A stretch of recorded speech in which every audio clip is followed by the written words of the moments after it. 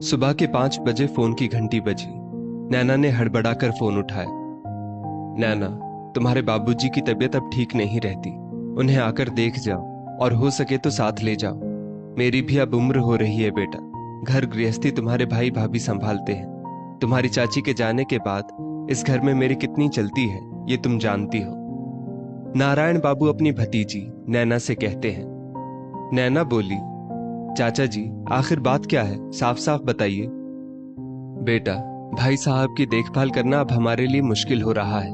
बच्चों पर मैं खुद बोझ हूँ, फिर मैं भाई साहब का बोझ कैसे उठा सकता हूँ। अब अपनी जिम्मेदारी संभाल लो और मुझे माफ करो। नैना बोली, क्या बात है चाचा जी, ऐसा क्या हो गया कि बाबूजी को आप वहां से ले जाने की बात कर रहे हैं। आप जानते तो हैं उनके प्राण उसी गांव में बसते हैं। माँ के जाने के बाद बाबूजी ने गांव में रहने का फैसला किया और खेती बाड़ी घर सब कुछ आप ही तो आज तक देखते आए हैं। मैं और राजीव भैया तो कुछ जानते भी नहीं हैं, इसीलिए कभी हमने दखलंदाजी भी नहीं की। फिर क्या बात हो गई। नैना के पिता नरेंद्र बाबू और चाचा नारायण बाबू दोनों भाई हैं। नरेंद्र बाबू नौकरी करते थे।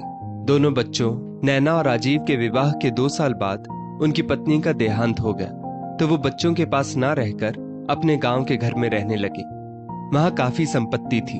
अब पिता के खाने पीने का ख्याल चाचा और उनके परिवार वाले रखते थे, इसलिए नैना और राजीव कभी दखलंदाजी नहीं करते थे। खेती बाड़ी से जो भी आता नारायण बाबू के खाते में जाता। यहाँ तक कि नरेंद्र बाबू के कहने पर 6 महीने पहले ही नैना और राजीव ने अपने हिस्से की जमीन भी नारायण बाबू के नाम पर औने पौने दाम पर कर दी, ताकि पिता की देखभाल में उनके चाचा के पैसे ना खर्च हो। नैना के पति एक नामी गिरामी डॉक्टर थे और नैना का भाई राजीव एक मल्टीनेशनल कंपनी में नौकरी करता था। उसकी पत्नी रेनू एक उच्च वर्गीय परिवार से आई थी, जो अपनी ही दुनिया में रहती थी। उसे ना तो किसी का हस्तक्षेप पसंद था और ना ही पारिवारिक पचड़ों में पड़ती थी। 1 घंटे बाद नैना ने राजीव को फोन किया और सारी घटना बताई। राजीव बोला, अभी तो बिल्कुल फुर्सत नहीं है। नैना बोली, फुर्सत निकालनी ही होगी और हमें कल सुबह ही निकलना है। चाचा जी ने दबाव देकर कहा है कि आकर देख जाओ। आखिरकार राजीव को मानना पड़ा। अगली सुबह दोनों भाई बहन गांव के लिए निकले। रास्ते में राजीव को परेशान देख नैना बोली, परेशान मत हो, एक बार डॉक्टर से उन्हें दिखा देंगे तो जल्दी ठीक हो जाएंगे। राजीव झल्ला कर बोला, सब कुछ तो ठीक चल रहा था, एकाएक क्या हो गया। कुछ साल और अगर वो लोग देखभाल कर लेते तो क्या बिगड़ जाता। अपनी जमीन कितने कम दामों में हमने उन्हें दे दी, यही सोचकर कि वे लोग बाबूजी का ख्याल रखेंगे। अपना मतलब निकल गया तो हो गए रिश्ते खत्म। नैना बोली, छोड़ो ना, पुरानी बातों को याद करने से क्या फायदा होगा। शायद बाबूजी आखिरी वक्त में अपने बच्चों के साथ रहना चाहते होंगे। राजीव उत्तेजित होकर बोला, दीदी आपके लिए कहना बहुत आसान है, मेरे लिए बहुत मुश्किल है। अरे जीजा जी के पास अथाह पैसे हैं, अगर ऐसी नौबत आएगी तो आप ही बाबूजी को अपने पास रख लेना। आप रेनू का स्वभाव जानती हैं, उसने तो साफ साफ मना कर दिया है और 3 कमरों के घर में मैं उन्हें कहाँ रखूंगा। वैसे बाबूजी ने जितना मुझ पर खर्च किया उतना ही आप पर भी किया है। नैना मुस्कुराकर बोली, राजीव तुम भूल रहे हो, बाबूजी को रिटायरमेंट में जो पैसे मिले थे उन्होंने उन्हें हम दोनों में आधा आधा किया था। उस वक्त तुमने खुशी से कहा था कि बाबूजी जब भी कोई दिक्कत होगी याद कर लीजिएगा। अभी हाथ थोड़ा तंग चल रहा है, छोटे से घर में रहना मुश्किल हो रहा है। ये सुनकर मैंने अपने हिस्से के पैसे भी तुम्हें दे दिए थे, याद है कि भूल गए। राजीव ने गुस्से में मुंह घुमा लिया। नैना बोली, अपनी जिम्मेदारी से तुम मुंह नहीं फेर सकते हो। मैं तो कम से कम साल में एक बार गांव जाती भी थी, तुम तो कभी झांकने तक नहीं गए। तुम चिंता मत करो, ऐसी परिस्थिति आई तो मैं उन्हें अपने साथ रख लूंगी। नैना ने मन ही मन सोचा, पति इतने बड़े डॉक्टर हैं, दुनिया का इलाज करते हैं, क्या वृद्ध ससुर को आश्रय नहीं दे सकते हैं। सफर खत्म हुआ, वो गांव पहुंचे। नरेंद्र बाबू को देखकर नैना की आंखें भर आई। हट्टे कट्टे नरेंद्र बाबू सूख कर कांटा हो गए थे। वो पिता के गले लगकर बोली, बाबूजी 6 महीने में ऐसा क्या हो गया कि आपकी हालत इतनी दयनीय हो गई। पहले फोन करवा देते, मैं चली आती। पिता थरथराती आवाज में बोले, बेटा तुम दोनों का अपना जीवन है, मैं किसी पर बोझ नहीं बनना चाहता। फिर बड़े शहर में परेशानियां भी कम नहीं होती। पर अब शायद मैं इन लोगों के लिए भी बोझ बन गया हूं। नैना ने पिता को आश्वासन दिया और अगली सुबह उन्हें लेकर वापस निकल गई। अगले दिन नैना अपने पति सागर से बोली, बाबूजी की तबीयत बहुत खराब थी, आप यहाँ थे नहीं, तो मैं गांव जाकर उन्हें यहाँ ले आई। सागर अचानक गुस्से में बोला, यहाँ ले आई? क्या मतलब है? तुमने मुझसे पूछना भी जरूरी नहीं समझा? इतना बड़ा घर मैंने खुद के लिए बनाया है, कोई वृद्धाश्रम नहीं खोला है, और तुम्हारे पिता की जिम्मेदारी तुम्हारे भाई पर है। जब पैसे लेने की बात आई थी तो कैसे नाटक करते हुए राजीव ने सारे पैसे ले लिए थे, और तुम भी तब दानवीर कर्ण बनकर अपने पैसे उसे दे आई थी। मैं पैसे अपने और अपने बच्चों के लिए कमाता हूँ, दान करने के लिए नहीं। सागर के इस रूप को देखकर नैना हैरान थी। जो इंसान अनजान की सेवा और इलाज करता है, उसके मन में और घर में अपने ससुर के लिए ही जगह नहीं थी। सागर जोर जोर से चिल्लाकर बोल रहा था। नैना हाथ जोड़कर बोली, जरा धीरे बोलिए, अगर बाबूजी ने सुन लिया तो वो जीते जी मर जाएंगे, आखिर उनका भी सम्मान है। सागर बोला, अगर सम्मान है तो बेटे के घर जाकर रहें, बेटी के घर क्यों चले आए? तुम कमाती नहीं हो, मेरी कमाई पर रहती हो, तो निर्णय लेने का अधिकार तुम्हारे पास नहीं है।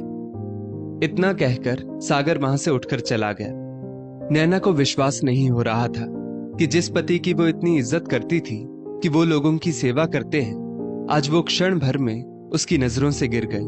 उसे खुद पर गुस्सा आ रहा था कि आखिर उसने अपने भाई और पति पर इतना भरोसा किया ही क्यों? आखिर क्यों उसने अपने पैसे अपने भाई को दे दिए? बच्चे के जन्म के समय सागर ने कहा था कि तुम आराम से घर में रहो, अब तुम्हारी सब जिम्मेदारियां मैं पूरी करूंगा। गलती की थी नैना ने, जो पति की बात पर भरोसा कर लिया था। नैना पूरी रात इसी उधेड़-बुन में थी कि आखिर किससे मदद मांगे वो। उसके अकाउंट में पैसे तो थे, परंतु बिना पति की इजाजत के वो उन्हें खर्च नहीं कर सकती थी। एक बार उसने सोचा अपने भाई को बोले कि जो पैसे मैंने तुम्हें दिए थे मुझे वापस कर दो। यही सोचते सोचते नैना सोफे पर बैठी बैठी कब सो गई उसे पता भी नहीं चला। अगले दिन नौकरों के साथ मिलकर नैना ने सबके लिए नाश्ता बनाया। सागर नाश्ता करके नैना से बिना बात किए ही हॉस्पिटल चला गया। फिर भी नैना मुस्कुराते हुए अपने पिता के लिए सादा नाश्ता लेकर उनके कमरे में गई। वो देखकर हैरान हो गई कि नरेंद्र बाबू अपना सामान समेट रहे थे। नैना बोली, बाबूजी, आप सामान क्यों समेट रहे हैं? कल ही तो आप आए हैं। नरेंद्र बाबू मुस्कुराकर बोले, बेटा, मेरी वजह से अपनी गृहस्थी खराब मत करो। मैं कब तक हूं नहीं हूं कोई नहीं जानता। मैंने एक वृद्ध आश्रम में बात की है, वो लोग मुझे वहां रखने के लिए तैयार हैं। बस इतना करो कि मुझे वहां पहुंचा दो। मैं यहाँ के रास्ते भी नहीं जानता हूं। नैना अपने पिता के गले लग फूट फूट कर रोई और बोली, बाबूजी, हम लड़कियों को ही ये सब देखना क्यों पड़ता है? मैं आपसे नजरें भी नहीं मिला पाऊंगी। जब ऊपर जाऊंगी तो माँ को क्या जवाब दूंगी? आखिर में नैना करती भी क्या? उसने टैक्सी बुलाई और पिता को वहां तक छोड़कर आई।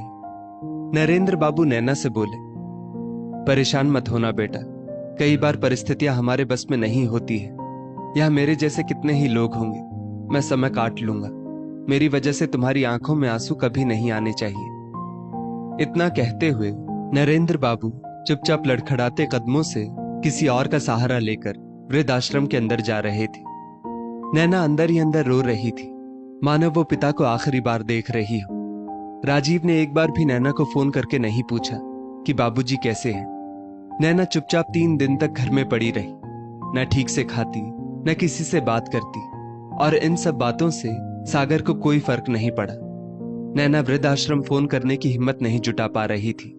वो अंदर ही अंदर इतनी ग्लानि महसूस कर रही थी कि एक बेटी क्या इतनी असहाय हो जाती है कि अपने पिता को भी आश्रय नहीं दे सकती। जो पति आज उसके पिता के लिए नहीं है, क्या कल को वो अपनी पत्नी के सम्मान के लिए कुछ कर पाएगा? इन्हीं सब सवालों से नैना परेशान थी। चौथे दिन करीब 11 बजे वृद्धाश्रम से फोन आया कि नरेंद्र बाबू अब इस दुनिया में नहीं रहे। नैना को इस बात पर यकीन नहीं हो रहा था। उसे समझ में नहीं आ रहा था कि वो क्या करे। फिर उसने सोचा, सागर रात से पहले घर नहीं आएंगे, बच्चे दोपहर तक आएंगे।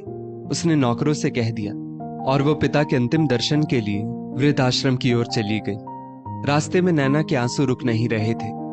वो मन ही मन सोच रही थी कि काश राजीव ने बाबूजी को कुछ दिन अपने पास रख लिया होता, तो उनकी मौत ऐसे नहीं होती। काश सागर एक मरीज समझकर ही बाबूजी को अपने घर में आश्रय दे देता तो उसके पैसे कम नहीं हो जाते और आज वो अनाथ नहीं होती। जैसे ही नैना वहां पहुंची, वृद्ध आश्रम के मैनेजर ने कहा, इनके परिवार की लिस्ट में बेटा बहू बेटी दामाद सब हैं, फिर आप अकेली कैसे आई हैं? इनकी आत्मा को कैसे शांति मिलेगी? नैना बोली, आत्मा को शांति तो उन्हें 3 दिन पहले ही मिल गई थी, जब उन्हें यह समझ में आ गया था कि दुनिया में सारे रिश्ते बेईमान होते हैं। जाने समय कोई अपना नहीं होता है।